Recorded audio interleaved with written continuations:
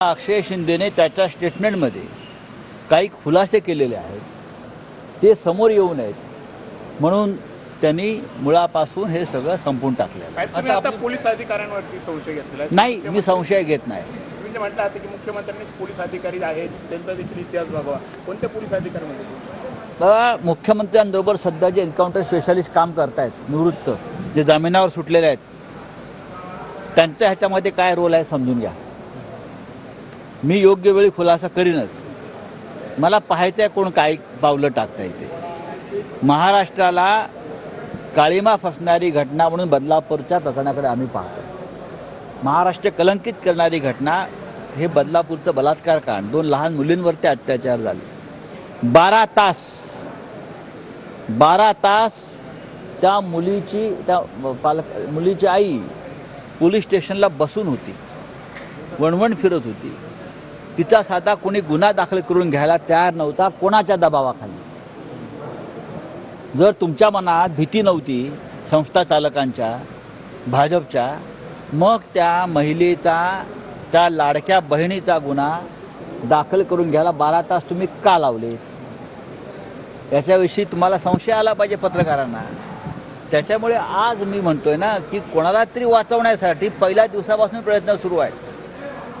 पहिल्या दिवसापासून अक्षय शिंदे सोडून द्या, अक्षय शिंदेच्या भोवती रहस्यमय काहीतरी एक निर्माण झालेला आहे पडदा, आणि त्या पडद्यामागचे सूत्रधार अजूनही अदृश्य आहे. का त्यांना वाचवायचा प्रयत्न झाला? का त्या माऊलीचा गुन्हा दाखल करून घेतला नाही आपल्या मुलींच्या संदर्भात? याचं उत्तर देवेंद्र फडणवीस, एकनाथ शिंदे यांच्याकडे आहे का?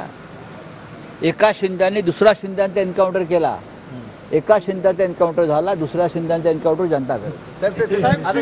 या प्रकरणाची चौकशी कोणामार्फत केली जावी असं आपल्याला वाटतं? काल या देशाचे सरन्यायाधीश मुंबईत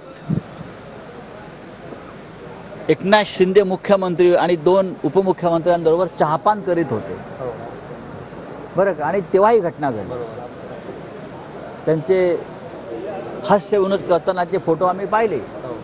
ज्या सरन्यायाधीशांपुढे एकनाथ शिंदेचा खटला चालू आहे ना, ज्या सरन्यायाधीशापुढे अजित पवारांचा खटला चालू आहे, त्यांच्याबरोबर काल आमचे सरन्यायाधीश होते. कोणाकडून अपेक्षा करायची चौकशीची तुम्ही? कोर्टालाही मान्य आहे का? मग फास्ट ट्रॅक कोर्ट तुम्ही कशा करता निर्माण केलेले आहेत? जर आरोपीचं फास्ट ट्रॅक खटला चालला असता तर अनेक गोष्टी समोर आल्या असत्या. त्याचं स्टेटमेंट आलं असतं, काही पुरावे आले असते, काही साक्षी पुरावे, आणि त्याच्यामध्ये अनेक भारतीय जनता पक्षाचे लोक उघडे झाले असते, जे पहिल्या दिवसास्पद भूमिका बजावतात. अमित शहा दौऱ्यावरती आहेत, महाराष्ट्राच्या बैठका होत आहेत, महायुतीचं जागा वाटप देखील होईल असं म्हणतात. हो, ते आता कदाचित अक्षय शिंदेच्या अंत्ययात्रेलाही जातील. सिनेटसाठी मतदान करून आलेला आहात, सिनेटच्या बाबतचं एकूण घडामोडी घडलेल्या आहात. सिनेटच्या सर्व जागा आम्ही जिंकतोय. चल. छत्रपती शिवाजी महाराज यांचा राजकोटचा जो आरोपीने स्टेटमेंटमध्ये काही खुलासे केलेले आहेत असं संजय राऊत यांच्याकडून सांगण्यात आलेलं आहे. खुलासे समोर येऊ नयेत म्हणून सगळं संपवलं असा गंभीर आरोप संजय राऊत यांनी केलेला आहे. आपटे कोतवाल यांना वाचवण्यासाठी सर्व सुरू आहे का असा सवालही त्यांनी केला आहे.